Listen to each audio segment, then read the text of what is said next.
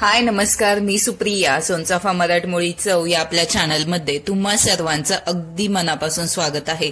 आज आपण मोजक्याच साहित्यात पण एकदम सुपर डेलिशियस असा शिरा बनवणार आहोत. दुधात रवा भिजवून त्यापासून शिरा. एकदम सोपी पद्धत आहे. परफेक्ट मेजरमेंट मी सांगितलेलं आहे. चला सुरुवात करूयात. त्यासाठी 1 वाटी मी रवा घेतलेला आहे. बारीक किंवा मोठा कोणताही रवा वापरला तरीही चालेल.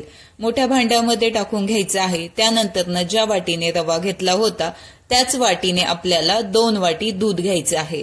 आता हे दूध यामध्ये आपण ओतून घेऊयात आणि छान मिक्स करून घ्यायचं आहे. दूध वापरताना थंड किंवा रूम टेम्परेचरचं दूध असावं.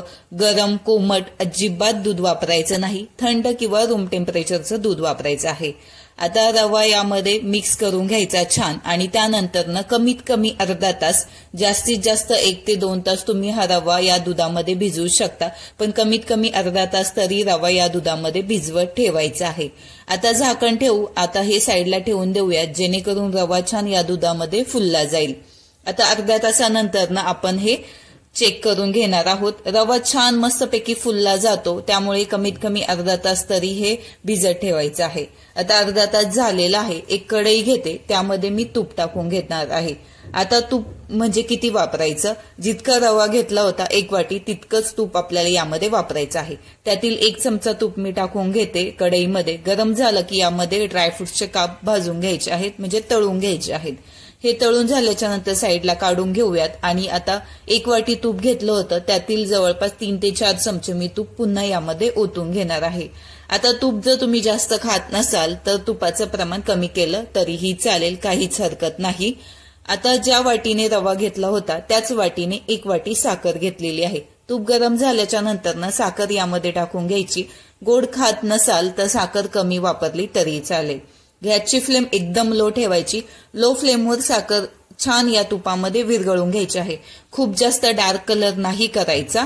एकदम लाईट कलर तुम्ही पाहू शकता इतपत आपल्याला हा कलर पाहिजे. साखर कॅरमलाइज झाली की यामध्ये आपण जे दुधाचं मिश्रण आहे, रवा आणि दूध छान मिक्स करून घ्यायचं. गॅस बंद करायचा आणि बंद केल्याच्या नंतर यामध्ये हे मिश्रण ओतून घ्यायचं, कारण त्याचे बुडबुडे उडतात आणि भाजण्याची शक्यता असते. त्यामुळे गॅस बंद करायचा आणि हे ओतून घ्यायचं. ओतल्याच्या नंतर गॅस पुन्हा चालू करायचा. एकदम लो फ्लेमवर आपल्याला हे मिश्रण सतत हलवत या तुपामध्ये भाजून घ्यायचं आहे. आता साखर जी आहे दूध टाकल्यामुळे कॅरमलाइज होते, म्हणजे कॅरम असं एकदम कडक होते. ते कडक झालेली काही हरकत नाही. जितकं तुम्ही तुपामध्ये हे भाजत जाईल त्या पद्धतीने हे एकदम सॉफ्ट होणार आहे. अजिबात कडकपणा त्या साखरेचा राहणार नाही. मस्त एकदम लो फ्लेमवर आपल्याला हे छान या तुपामध्ये भाजून घ्यायचं आहे.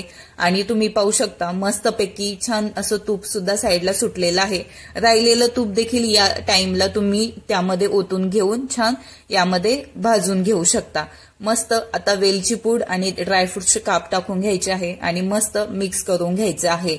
एकदम लो फ्लेमवर आपल्याला पुढील ही सर्व प्रोसेस करायची आहे. छान पद्धतीने एकदम लो फ्लेमवर आपल्याला हा रवा यामध्ये भाजून घ्यायचा आहे.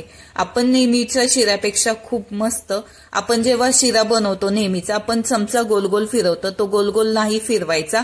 असं मध्ये कट देत राहायचं जेणेकरून हा मस्त असा शिजला जाईल रवा. आणि मस्त तुम्ही पाहू शकता खूप जास्त शिजून नाही घ्यायचा, नाही तर तो एकदम कोरडा कोरडा होतं. अशा पद्धतीने हा बनवून घ्यायचा आहे. मस्त एकदम सुपर डेलिशियस याची टेस्ट अशी लागते आणि तितकाच सॉफ्ट देखील हा होतो. मस्त आपला शिरा बनवून तयार झालेला आहे.